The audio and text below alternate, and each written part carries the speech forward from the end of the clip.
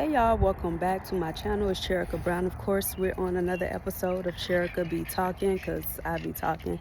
Today I'm out walking my dog, and I just want to do a quick message on real love does not have to be micromanaged. When I think about this, I just think about, first and foremost, real love. We know it's the love that Christ has for us. And when we think of the love Christ has for us, God sent his only begotten son to die for us, die for our sins. And that love is a love like no other. And not only did God love us so much that he sent Christ to die for our sins, but he also gave us free will. And I relate that free will to just freedom in relationships, because that free will is what give us the ability to live life on our own terms. And it's something that's special and give us a spark and just excitement to our day-to-day activities by being able to ultimately make the decision to do what we want to do in the midst of doing what we need to do and what we have to do. And I just think we should apply that to personal relationships when it comes to dating, just because a lot of times we can be controlling and we want things to go our way, and sometimes we fear the unknown. A lot of times we fear the unknown. In fact, that's a major reason why a lot of people don't believe in God themselves, because of that lack of faith, that lack of believing in what you cannot see. And sometimes it's hard and difficult to trust somebody and believe what you don't see when they're not in your presence. It's almost like that quote or the saying goes, I only can trust a man as far as I can see him. Because we're human, you never know what somebody is doing behind your back. But I want to challenge you to just think about it and say, if I claim to really love somebody, I gotta really trust them.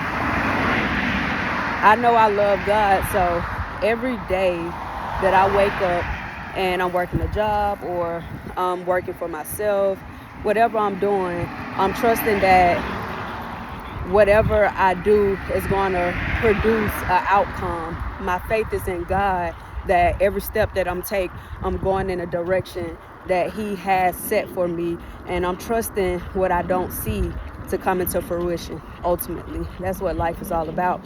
So in order to be in a successful relationship, you got to have trust. If you don't have trust, you don't have anything. You don't have a relationship. So understand that all of the going through people's phones and constantly seeking and looking for things, you don't have to do all of that. Anything that you need to know will come to you. True love does not have to be micromanaged. And I even think about that when I think about how pointless cheating is.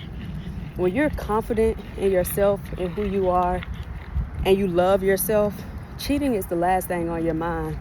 And when you choose a person to spend the rest of your life with, you would hope, and you should hope, that cheating is the furthest thing from that person's mind.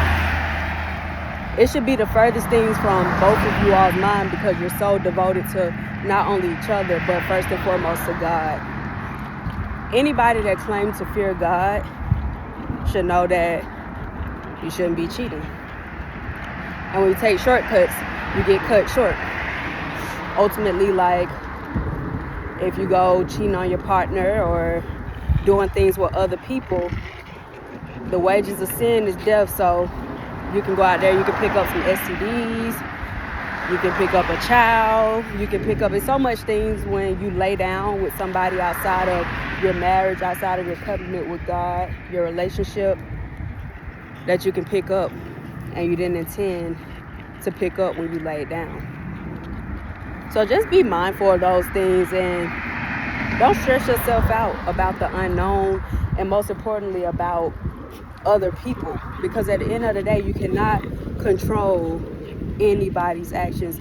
And believing in God, you have to live a faith-filled life, meaning that you got to have faith that everything is working for your good, as long as you're doing your part and you're doing what you're supposed to do, and you're remaining faithful to God and to yourself.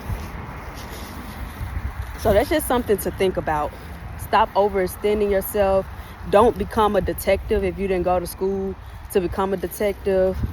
Yeah, I feel like, if some things are in your face and you want to see it, or it's just there and it don't take nothing to look, nothing is wrong with that. But don't let your time consume investing in trying to figure out how someone is betraying you. Sometimes when you're so good to people and you don't feel like other people are as good as you when it comes to being loyal and faithful, you have to change your view on humanity and ask yourself, okay, and you got to remind yourself, if I can be this way, this other person should be able to be this way. Meaning that if I'm a faithful being, I should believe that there's somebody else that's capable of being faithful as well. You're not the only faithful person in that whole entire world. Every woman don't cheat, just like every man don't cheat.